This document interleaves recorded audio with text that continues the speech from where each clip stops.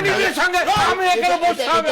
একাত্তর ভালো লাগে না, হ্যাঁ মুক্তিযুদ্ধ ভালো লাগে না, ৭১ 100 বার ১০০০ বার লক্ষবার শুনতে হবে।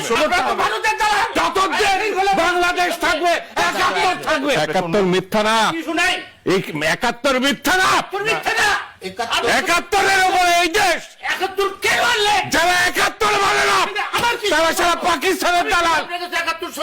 আমি ৭১ 100 বার ১০০০ বার লক্ষবার শুনতে হবে। চলছে প্রতারণা মারাত একাত্তর ভালো লাগে না, হ্যাঁ মুক্তিযুদ্ধ ভালো লাগে না, পাকিস্তান ভালো লাগে, আবার কি ৭১ ভালো হবে না?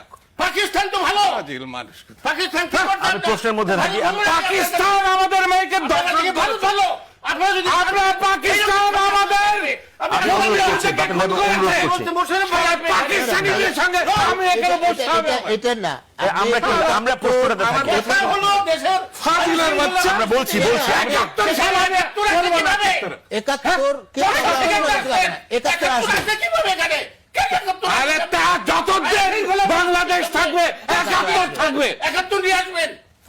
রাজনীতিবিদ হয়ে গেছে। আরে সবার বড় রাজনীতিবিদ আমি রাজাকার না যে ৭১ সালে আমার ডিফেন্ড করতে হবে। ভারতের দালাল, ভারতের দালাল। আমরা প্রশ্নটা থাকি। বাংলা অনুরোধ করছি, খবরদার চুপ করে এটা। কথা বলবেন না, আমি অনুরোধ করছি, সবাই লাইভে দেখে বেতনের মতো কথা বলবেন না। আমি অনুরোধ করছি। বেতনের মতো কথা ঠিক আছে, আমি অনুরোধ করছি। আপনি একটু সিনিয়র রাজনীতিবিদ।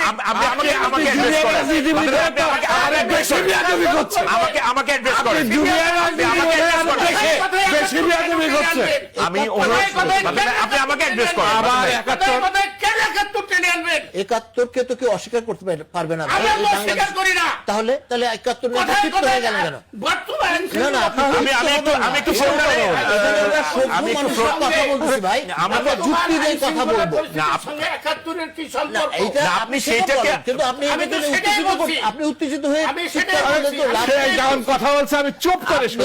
আপনি আমাকে অনুরোধ করছি, আমাকে অ্যাড্রেস করেন। টকশো করবেন না। না, আমি আমার প্রশ্নের উত্তরটাতে আরে ভাই টকশো বন্ধ করেন। না প্লিজ ফাজিল টাজিল দিয়ে আমার সঙ্গে বসা। না